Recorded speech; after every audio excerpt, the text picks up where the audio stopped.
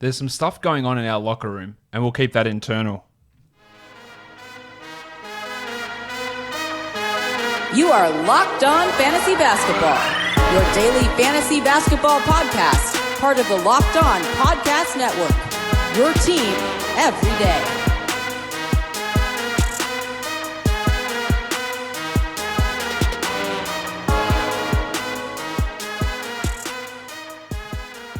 Hello and welcome to the Locked On Fantasy Basketball podcast brought to you by Basketball Monster. My name is Josh Lloyd and I am the lead fantasy analyst at basketballmonster.com and at Yahoo Sports Australia.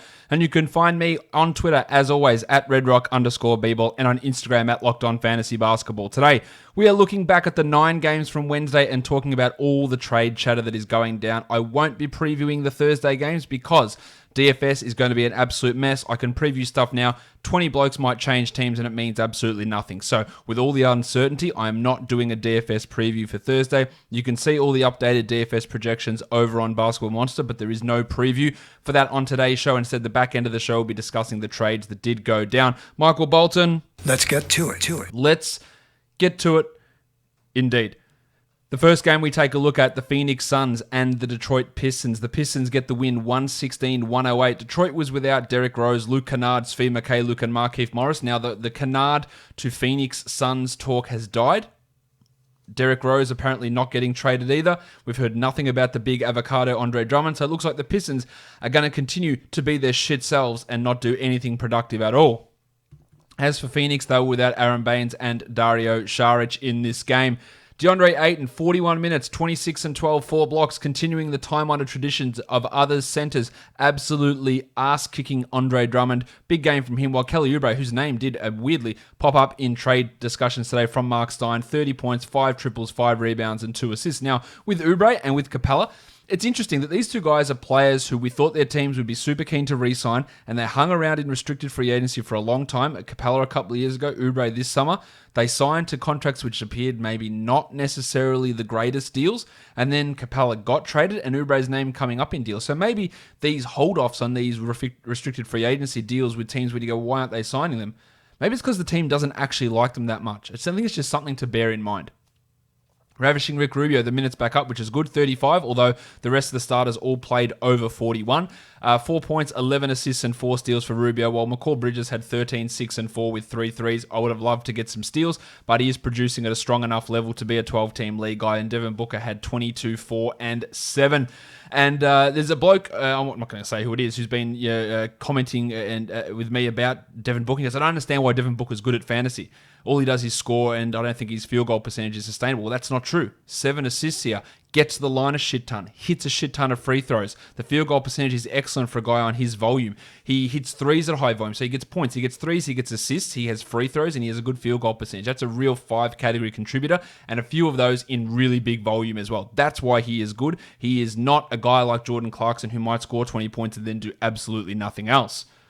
On to the Detroit Pistons. The big avocado, Andre Drummond, had 31 and 19 with 3 steals and resurrected from last game where his percentages were horrible. 74 from the field here, while Reggie Jackson just takes every shot in the world apparently now. 25, 5, and 9 on 42% shooting. 33% usage for Jackson. Of course, Rose, Kennard, Mykhailiuk, and Morris are going to have something to say about that when they return. So while Jackson's fine for 12s at the moment, he still is only, of course, the 182nd ranked player over the course of the season. He's fine for 12s at the moment. He is a little bit of a sell high to me. The Crucifix Christian Wood, 21 and 18, and it's really encouraging to see him playing these minutes with Drummond. And yes, there is no Morris, so that is helping him, but hopefully they just commit to playing these guys together. Wood is a must-roster guy, while the Shark, Bruce Brown, 9.7 assists, a steal, and a block. If Rose and Kennard aren't moved, there's just no value in him, while Sekou Doumbouya, 5 points in his 16 minutes. You get the feeling that he is going to be back out of this rotation again pretty soon. That appears to be the way that it is going at this stage. I'd like to tell you about a new podcast, guys. Imagine for a moment it's the year 2010. You leave your high-paying job at a blue-chip software company, come home and do the same thing you've done now for weeks. You go to the medicine cabinet, you grab 5 painkillers from your cancer-stricken wife's never-ending supply, you crush them up into a fine powder and wash it down with a tumbler of vodka. It didn't used to be this way, and it's about to get much, much worse. This is the story of Robert B., and he tells it on the powerful new podcast, Keep Coming Back, Real Stories of Sobriety and Recovery. Each week, host Mike S. interviews and unravels stories of people who fell down and have managed to get back up again. The broker who blacked out and woke up in another state not knowing how he got there. The college senior who tried controlling his drinking only to wake up in a jail cell. Everyone loves a comeback story, so subscribe and listen to Keep Coming Back. Real stories of sobriety and recovery. A link to the podcast can be found on the Locked On Offers page. Let's go on now to the next game. From Wednesday, we are looking here at the Orlando Magic and the Boston Celtics. A pretty comfortable win in the end for the Celtics as they get it 116-100. Michael Carter-Williams was all across the box score. 12 points, 6 assists, 3 steals, 2 blocks. We know that he can do these things. And with DJ Augustin out, he's got an ability to provide some short-term value. It's more for 16-team leagues, but he's not someone to be totally ignored. While Aaron Gordon's on a real hot streak. I'd add him if I could. 23-10, I don't think it's going to last, but for now, you add him, you see where it goes, and then you move on if necessary. He's been terrible all season, but really getting it together at the moment. 23-10 with 2 steals and a block, while Fournier had 26 points, and Terry Ross didn't get the shots to fall, but at least took enough of them, and that's what's happening with Augustin out. He takes enough of them to make it through those shit nights most of the time. 18 points in 29 with 2 steals and 3 triples. Markelle Fultz struggled, only the 4 points, and only took 4 shots, but had 5 assists. Not the greatest night, while it was weird what they did with the centers. Mo Bamba played 7 minutes in the first half and then never came back again, while Kem Birch, who was questionable heading into the game, didn't play in the first half and then weirdly came in with 2 minutes left in the third quarter and played 8 minutes after that. I don't understand what was happening with Steve Clifford. He was going very small. Maybe that was just to counter what the Celtics were doing. I don't understand also taking Bamba out to put Birch in. But that's what happened, and it has almost zero impact on fantasy. Vooch had 12 and 10 in his 33 minutes.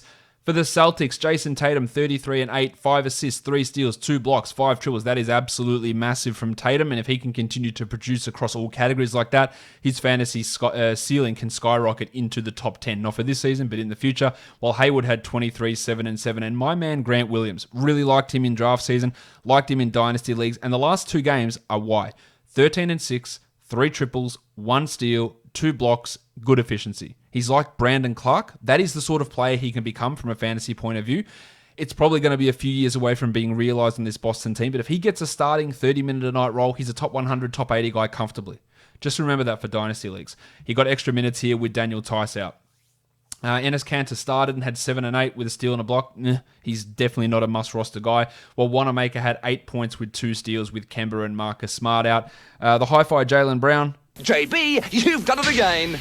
18 and 5, a pretty rough night overall though for Brown. Didn't get any other stats and was bad at percentages. And then to boot, hurt his ankle and I think is a chance of missing some games as we move forward. While Romeo Langford made a surprise start and unsurprisingly did nothing. 6 points in those 28 minutes with 0 assists and 1 rebound. And like so many players in this draft class, there is so many negatives associated with his game in college that have translated over to the NBA, which made this a very weak class for fantasy. And Langford is not doing anything to dissuade me from my initial opinion on him. Let's go on to the next game now, the Indiana Pacers and the Toronto Raptors. The Raptors get the win narrowly, 119-118. Tony Warren Jr. was out, but we did have a change. Victor Oladipo started, and he was not good again. 13 points on 36% shooting. He hit 2 triples. He had 2 assists and a steal. It's rough. We didn't know how a player was going to really come back from this injury because we've never seen a prime player suffer a torn quad like this. We had Tony Parker do it at one stage, but he was very far past his prime. Early returns are not good for Oladipo, but we'd want to give him a little bit of time. But this was always the perils with drafting a player like this. It's going to be the perils with rostering someone like Yusuf Nurkic, or for some reason, if John Wall miraculously returns this season, they'll be shit when they come back. It's just almost a guarantee with long-term lower body injuries. Brogdon was great, 24, 6 and 6, while Justin Holiday stepped up. Not Aaron Holiday, Justin Holiday, 22, 5 and 3, 6 triples with 3 steals for Justin. That's a bit of a flash in the pan for me. While Jeremy Lamb, you can drop his ass, 5 points in 25 minutes. He will be the guy that goes when Warren returns. Dougie McDirt, another good game, 19 points with 4 triples. Not against having McDirt as a 3-point streamer, more for 14-teamers, but playing a lot better, while Sabonis had a triple-double, 15, 11, and 10, and Miles Turner, who'd been playing well the last couple of games, didn't in this one, 6 and 7, but at least he had the 2 blocks, which had been missing from him of late, so hopefully he can get those blocks back up, but we need everything else to start coming together. He is always a tough one to figure out. The next game we take a look at, Actually, I probably should have talked about the Raptors because I didn't. Let's do that now instead. Kyle Lowry, 32, 8, and 10. He was massive. I remember at the beginning of the season, I put an Instagram post up saying who I thought the Raptors' best fantasy player would be on a per-game basis, and I had Lowry, and no one agreed with me. So far, Lowry is the 24th ranked player, and Siakam is the 30th. This is almost exactly how I expected these two to come out. Now, of course, I get plenty of things wrong, as everyone does. But Lowry's still really, really good. And we're seeing that this season. While Van Vliet had 10, 3, and 7, not his best night. Ibaka also massive. I'd be absolutely looking at the sell high for Ibaka because while Gasol is going to be out probably until the break, after that, it's just going to be back to 24 minutes a night from Serge. He had 30 and 7 here. Terrence Davis is playing better than the Jedi OG Anunoby. Hello there. He's better than Pat McCaw. He's better than Rondé Hollis-Jefferson. In a 14-team league, I don't think that he is a terrible pickup. 11 points with 3 triples for Davis. The Jedi, just please drop him. 11 points in, I wish it was 11 points. 0 points on 1 shot in 28 minutes, while Pat McCaw continues to be the biggest thievery of a thief of an NBA roster spot. That is the word from someone who says words as a job. The next game we take a look at the Golden State Warriors and the Brooklyn Nets. Just an absolute ass spanking here from the Nets, 129-88. The Warriors before the game, they held out Alec, Burks, and Glenn Robinson with a trade pending. As of me recording this segment of the show, I still have no idea where they're going. They almost definitely are going to lose value and are going to not be 12-team league guys. Damian Lee and Eric Pascal, people thought they would step into bigger roles. We saw Pascal play 33 minutes. I'm going to talk about all this later. He had 15 and 5 here, Pascal, while Damian Lee had 7 and 4. These are guys. Now, Pascal is barely a top 200 player this year in 27 minutes a game. Does getting 4 extra minutes magically vault him into the top 100? Probably not. Damian Lee, again, like his value is like as a 120th, 110th best guy. And this is not even including other players coming back in this deal who might take some shots away. Could they be worth looking at? Yeah, but they're not really game changers, I don't think. Jordan Poole's the interesting one to me. 16 points, 4 assists, and 3 steals in 27 minutes. It's only a deeper league ad, but I'd add him in every 16-team league at this point, Poole. Marquise Chris, 8 and 7 with 3 blocks, while Russell had 17 points in his 33 minutes, and Kevon Looney, 11 and 5 in 18 minutes. Looked pretty good out there and took some of those minutes with Pascal moving to small forward, so there were a lot more minutes open there in the front court. Draymond only played the 21 here as well. For the Nets, minutes limited all over the place because of the blowout. LeVert, 23 points in 27 minutes. He had a 38% usage. He shot 20 times. He had 8 assists. None of this can happen when Kyrie is back. So add him and sell him. He might still be able to maintain some level of production, but there is no way he can continue to do this. He is doing what Dinwiddie did prior when Irving was first injured. Dinwiddie was 8 points in 24 minutes. And when everyone's healthy, I would not be stunned if Dinwiddie does become a drop. He's not, but I think he could trend in that direction. The artist formerly known as Taurean Prince had 12 and 6 in 20 minutes, while Jarrett Allen only played the 18 here for 4 points and 13 boards. Overall, really hard to judge too much from this Nets team because, again, it was almost a 50-point victory. All right, let's look at the next one now. We have got the, which game was this one? It was the Cleveland Cavaliers and the Oklahoma City Thunder. There was no Tristan Thompson as he is dealing with a sore quad. Yeah, no worries. John Henson started over Larry Nance for some reason. 10 and 11 for Henson in 31 minutes with 2 blocks. If he does, somehow become a 30-minute a night starter, his rebound and block value does have 12-team league usefulness. While Larry Nance, it didn't really matter. 14 and 10, 5 assists, absolutely needs to be rostered everywhere. Love had 20 and 7 with 5 assists, while the Padawan Colin Sexton, back to one of the old sort of lines, 23, 3 and 2 with 4 triples, but still pretty strong game from him. Garland had 12, 2 and 6, which is fine for a 12. Same as 31 minutes from Kevin Porter, which is encouraging. 13, 4 and 3, while Osman only played the 24 minutes. I think most nights we're going to get Porter play more minutes than Osman, and that gives him 12-team league viability. For the Thunder, rumors during this game that Danilo Gallinari was going to be routed towards the Miami Heat. We haven't had any confirmation of that at this point, but he played the game, 15 and 5 in 31 minutes. If he goes to the Heat, he will lose value. He won't be droppable, but he will lose value. Dennis Schroeder's name has also come up in trade rumors, 35 and 6 with a steal and a block. I don't think he's going anywhere. I think his value would remain pretty consistent. He's been really good this year, while Gilgeous-Alexander, 23 and 10, and he also had a Richie Beno. 2 for 2. Chris Paul had 12, 3 and 7 as well, while Luguentz Dort started over Terrence Ferguson. This is something I talked about a while ago. I could see him starting over Ferguson because Ferguson is not good, and Dort provides way more. absolutely does nothing for fantasy, but it is something for us to pay attention to. While Adams continues his absolute trash run, he has been rough this season, especially over the last 4 weeks or so. 6 and 8 in 30 minutes for Steve, with very little else happening. In an 8-team league, I think it's a drop. In a 12, he's a hold, barely. And in a 10, I reckon he's close to a drop in that sort of a situation as well. The next game we look at, the Minnesota Timberwolves. They took on the Atlanta Hawks. The Hawks get the win, 127-120. These are teams, of course, involved in so many different trades. Not that many players available. Trae Young had 38, 4 and 11, while the Baptist John Collins had 27 and 12. What a nice sign-off for his big rebounding numbers, most likely. Damian Jones, he's going to be out of the rotation. 14 and 8 in 24 minutes with 2 steals and a block, while Hunter had 12 and 5. And it's good to see him providing some defensive numbers, but still more of a 14-teamer. Vanderpants Kevin Huerter, I reckon he might be moving to a 12-team drop. 11, 4 and 3 in 37 minutes, just with him losing some rebounds and losing assist opportunities as well. I think there's a real risk in him dropping out there. While Jeff Teague had 9 points in 19 minutes, he is not going to be an impact guy. Of course, they're still got to welcome in guys like The Undertaker, Dewayne Dedmon, and Clint Capella into this rotation. So a couple of guys are going to be squeezed out. It's going to be Damian Jones, of course. You're probably going to get Vince Carter out of there as well, would be my guess, as Bruno Fernando pushes across and plays a little bit more at power forward. Fernando only the 7 minutes in this game. He was dealing with a calf injury.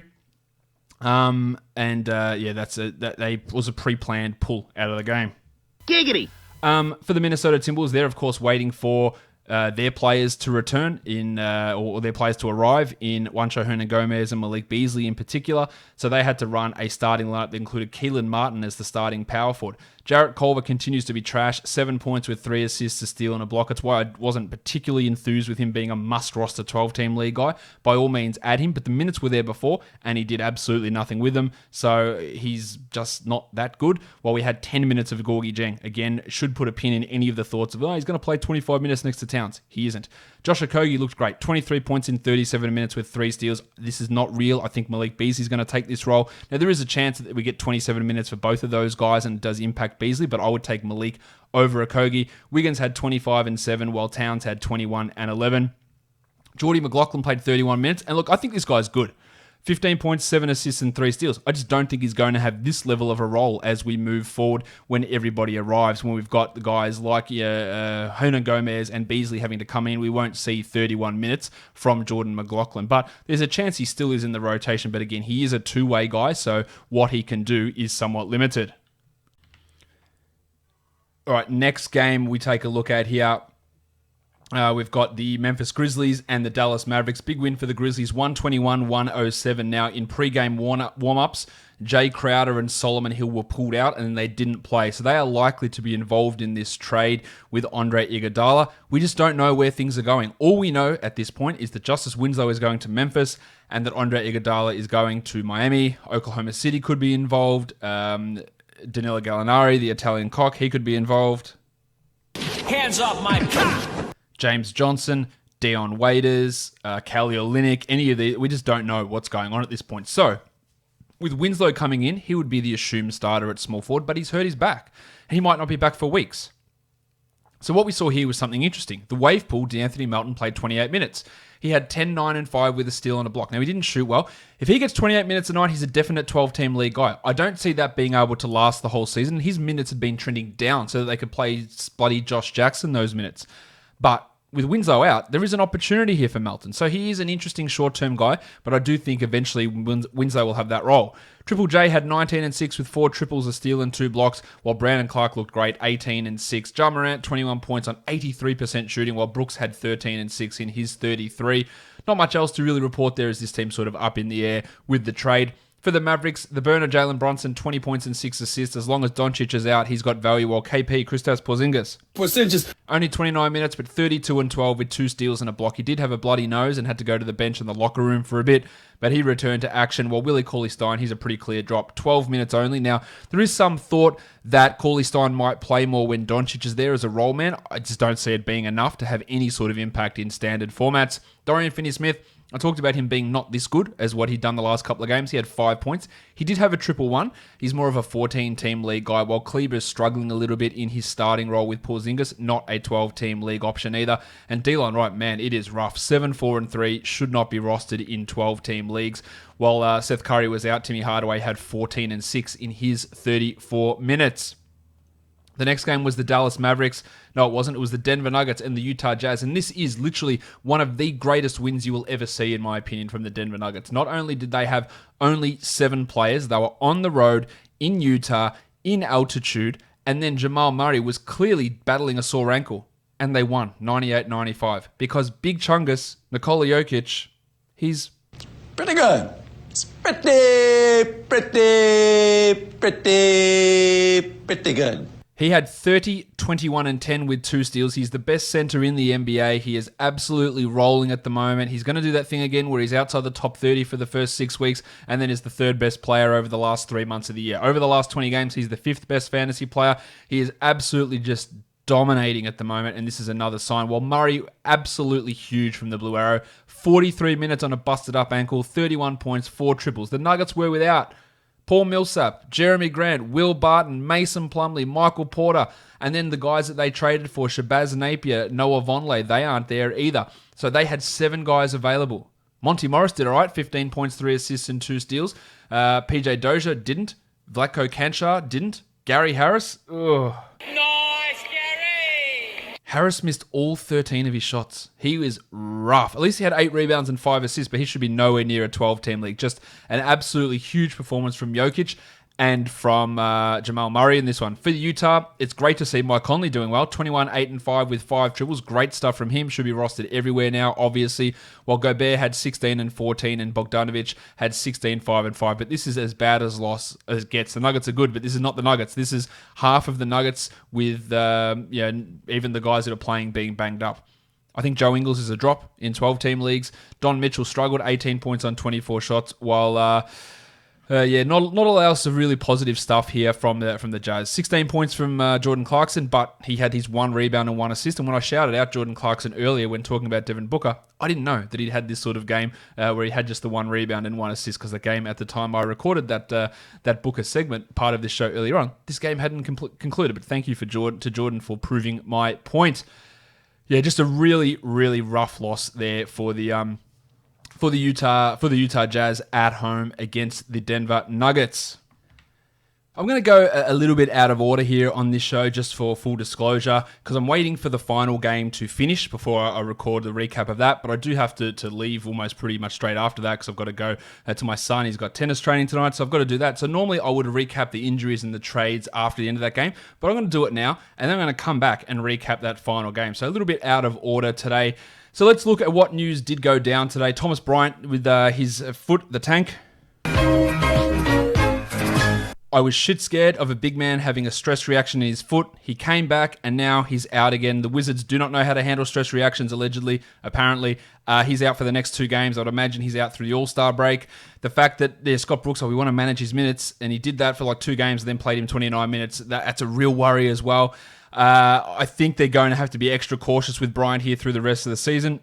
He could be a drop. I'd still want to hold, but it's obviously a terrible situation. Myers Leonard's out for the road trip, so he's out until the All-Star break. While Justise Winslow, we'll talk about him more later, his back is going to put him out through the All-Star break as well. While Joshie Richardson looks like he is going to be returning to the Sixers soon, limiting the value of Shake Milton and Furky from Turkey. Now let's go through the trades that went down today. Andre Iguodala has been traded from the Memphis Grizzlies to the Miami Heat. The only other thing we know there is that Justise Winslow has been traded from the Miami Heat to the Memphis Grizzlies. James Johnson, Dion Waiters, Jay Crowder, Solomon Hill are all part of this deal somehow. We just don't know how it all works together at this stage. Danilo Gallinari might be involved. Kelly Olynyk could be involved. There could be other pieces involved. We don't know. Therefore, at the time of me recording this, I haven't updated the projections on Basketball Monster because I don't know what's happening. But I will state this. Andre Iguodala is not, I repeat this, is not a must-roster 12-team league guy. Not even close. He'll probably struggle to even be a top 150 player, maybe even top 180. What he will do is he will come in and play minutes. And when this was first reported, I did tweet that I did think that he was going to have an impact on Dragic, on Nunn, on Hero, on Jones, on all of those guys. And not because he necessarily plays the same position, because he's a small forward, but he will handle the ball. So there might be 2 minutes that come off Dragic. There might be 3 minutes that come off Nunn. There might be 4 minutes that come off someone like Hero. There might be 5 minutes that come off Derek Jones. Winslow hadn't been playing, and Iguodala is going to come and play 22 to 25 minutes would be my guess. They'll ease him through to the playoffs. They won't play him 30 minutes a night. Even if they did, I wouldn't want him in 12-team leagues. So he is only a deeper league guy, but it is going to have an impact. It won't have an impact on Butler. It won't have an impact on Adebayo. But it will have an impact, and I think that's going to make guys like Hero, who's not a 12-team league guy anyway, Jones not even close, and I think it's going to push Nunn out of 12-team league discussions, really. Johnson and Waiters weren't playing every night. Winslow's been out for 3 months. It's adding someone into the rotation who hasn't been there, so players are going to lose. Oh, the other player I think it's going to lose is Duncan Robinson. Now, they need his shooting, and they do, but that doesn't mean he'll play 34 minutes a night. He might go to 29 minutes a night. Or if he stays at 34, that means Nunn's cooked. Like, he's done. He's playing 20 minutes a night now. Or Dragic is gone. Like, somebody is losing minutes here. You don't just invent 25 minutes out of literally thin air for Iguodala to play. These guys in the rotation, the Heat ran a tight rotation anyway, are going to lose out. Myers Leonard's injured at the moment, so Olynyk's taking his minutes, and he's going to lose some as well. And I'm not saying these guys are losing 15 minutes, but everyone will lose 2 to 3 minutes outside of Bam and Jimmy. They might lose 4 minutes. That is what I think is going to happen. I still can't work it all out because we don't know the details of the trade over in the projections at this point. Crowder, if he ends up in Miami, then that's another person who's going to be in the rotation. I would imagine they'd like to play him at the 4 and then move Olynyk or Leonard out of the rotation and have Adebayo be back at center. But if he's in, that really impacts someone like Duncan Robinson, who's been playing at small forward. Nunn and Hero are going to lose tons of playing time, but we still don't know where everyone's going. Solomon Hill, doesn't matter. He won't be in the rotation. For the Warriors, they held out both Alec Burks and the little dog Glenn Robinson to be traded, and we don't know where they're going. There was a report from a Pacers reporter, remember Glenn Robinson used to play in Indiana, that Robinson was being traded to the Sixers. He immediately deleted that and then followed up saying he's about to be traded, but it could be Philadelphia or it could be Dallas, and then we got the report from the Warriors saying he's being held out. So I do put, for Grant Afseth I do put some faith in what he's saying, and it looks like Philadelphia and Dallas could be teams that are involved there. They will not be Burks and Robinson, assuming they go to good teams, which is what I have to assume. They will not be 12-team league guys, is my guess, depending on where they go. But again, we don't know that at this point. As for Winslow, I don't know when he's going to play.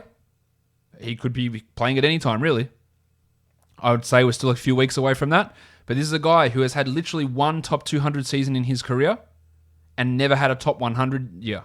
He's had plenty of opportunities. His percentages are shit. He can't stay healthy. Is he really going to come in and be a must-roster guy? Probably not. When he's dealing with a sore back, I would probably just leave him on the waiver wire in most cases. All he's going to do is muck up things for the wave pool, most likely. Then we had another trade between the Hawks and the Kings, with the Undertaker Dewayne Dedmon going from Sacramento to Atlanta and Alex Len and Jabari Parker going to the Kings. Dedmon, I believe, comes in. Now, Capella's going to be out for a few more games, looks like, and Dedmon is going to be a short-term value guy, I think, as a stream option. But he comes in and he's the backup center behind Capella. That means that Damian Jones, Bruno Fernando, Fernando probably pushes to power forward and takes Jabari Parker's role there, or him and Vince Carter get that role. But Dedmon is not a 12-team league must-roster guy the rest of the season, just while Capella is out. And I don't think the Capella is out for the rest of the season, but I think that we get Dedmon having some short-term value there. As for Sacramento, the front court rotation, I believe, when everyone is healthy, will be Bagley, Holmes, Bielitsa, and Jabari Parker. Holmes and Bagley will likely start. Bielitsa will come in, Bagley will shift to the center, and they'll run those three mainly, and then Jabari will play 15 minutes. And a reminder, Jabari Parker is not good. He is not a starting caliber NBA player. He is not coming in and playing 30 minutes a night, and he is not a 12-team league ad. While Alex Len, I don't even think will be in the rotation outside of now when Bagley is injured. Dedmon is likely to return next game for Sacramento, so that is not Dedmon, sorry. Holmes is likely to return next game for Sacramento, so that's not happening. Len is just not going to be, I don't think, an every night part of the rotation. You don't normally run more than 5 big men. And that's not even including minutes for Harrison Barnes at the 4. You've got Holmes, Bagley, Bielitsa, Parker, and then Len's your 5th guy. So one of Parker or Len isn't going to play, most likely, in that scenario. So no ads from any of those guys. Short-term ad for Dedmon while Capella is out. But overall, he moves into a backup role in Atlanta behind Capella, and that is it. It just hurts Bruno Fernando. It hurts Damian Jones. It probably puts a little bit of a dent into Collins again because even fewer minutes for him at center. But that's really about how all that looks at this stage. There are just so many things we just don't know at this point about other details of that Iguodala deal, but that's where we are at the moment. All right, let's go back to that last game of the night. Before I do that, there was a couple of injuries in that game. Patrick Beverley left that game with a sore groin. Landry Shamet stepped up late. He could be a stream option, but he's not a great fantasy player. He just hits threes. He's that guy you look at in like 14 to 16 team as well. Jimmy Butler left with a strained right shoulder and never returned to action. That is obviously troubling. That would help then reboost the value of guys like Nunn, like Duncan Robinson, like Derek Jones, who had a really big game today. So that value would increase, but we need to find out that diagnosis there on Butler. Hopefully, it's not another March or February injury for Jim. Let's go in now and have a look at that final game of the day and break down what happened in that one. The Clippers get the win 128-111 over Miami. Of course, this Heat team's still up in the air. James Johnson and Dion Waiters were sat out waiting a trade. Iguodala's going to join. Winslow's gone. We don't know who else is going to be involved in this team, whether Danilo Gallinari arrives. But Derek Jones Jr. had 25 and 9 in 31 minutes. He hit 83% of his shots. He hit 3 triples. He had 2 steals and a block. Now, occasionally he has these big games. And then he has 3 and 2 with 1 steal in the next game. He is not a 12-team league add to me. Again, if we look at this whole roster, basically Iguodala comes in and just has to take people's minutes. Winslow wasn't playing. Johnson wasn't playing. Waiters wasn't playing. So somebody is going to lose. And that one of those players that's going to lose minutes is going to be Jones. He can occasionally do this, but he cannot do it consistently. He's the 165th ranked player over the course of the season, which is fine. That's fine enough for 14-team leagues. He's a good defensive specialist if you're looking for steals and blocks, but he's not a must-roster guy. Adebayo had 22, 11, and 6, while Kendrick Nunn played 35 minutes, had 13, 3, and 6 with 3 triples. He only shot 29%. He did get a fair bit of those points at the end of the game. Not someone I'm massively keen on long term. He's only 139th over the last 20 games of action. And again, someone's going to lose some minutes. Dragic had 13, 4, and 5, while Dunk Robinson hit 3 threes in his 35 minutes. That's what he does. He hits threes and not much else. Olenek started for Myers Leonard, had 7 and 7 in 22 minutes, but he's really not a fantasy option in many places. For the Clippers, Paul George had 23, 5, and 10, while the fun guy Kawhi Leonard shot pretty poorly. I'm a fun guy. 14, 7, and 9 with 2 steals and a block. Zubats played well again, 22 minutes, 12 and 8, 1 steal, 3 blocks. I reckon he's a better fit with his team than Montrezl Harrell, and I think they should play him more. I think he's really good, and Harrell has his moments, but Harrell only played 26 minutes here, had 14 and 7. I think it needs to be 24-24, and I think the Clippers are moving more towards that. We're seeing 20-plus minutes from Zubats a lot more, giving him that more 14-team league value, but there's something there at least. Shamet had 23 with 6 triples, really fired up late, basically put the game away for the Clippers at the end once Beverly was out, while Lou Williams had 14 points in 28 minutes. He struggles when these two guys, when Leonard and Paul play. And by Paul, I mean George. When George and Leonard play, he does struggle. In an 8-team league, I think Lou Williams is a bit of a drop candidate. In anything else, I would still probably hold on to him. That'll do it for me today, guys. Again, I'm not doing a DFS preview for tomorrow's games because so much can change. I am doing a live trade deadline show, which you can find on the YouTube page. That is going to go live at 2 p.m. Eastern Time, 1 hour before the deadline, talking about all that's going to happen, all the fantasy value, and whatever's going on at that point. So tune in live. You'll have the ability to ask questions, smash that chat room there as well, and lots of info coming your way. Subscribe, Apple Podcasts, Google Podcasts, Stitcher, Spotify, YouTube. Give it a thumbs up, leave a comment down below, guys. We are done here. Thank you so much for listening, everyone. See ya.